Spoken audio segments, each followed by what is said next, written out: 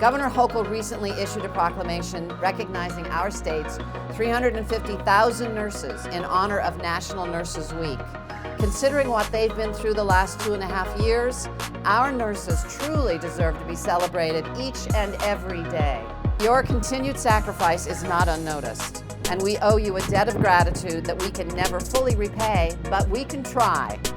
Governor Hochul is committed to rebuilding New York's healthcare system and showing appreciation for the sacrifices that you've made by providing you more resources and ensuring your healthcare facilities are properly staffed. Her budget includes an historic $20 billion investment to support you, the heroes of the pandemic. It is important that we invest in our healthcare system on every level, but most especially in you, the people who take such good care of us. Because at the end of the day, New York is only as strong as you keep us. So thank you very much for everything you've done, and we stand with you.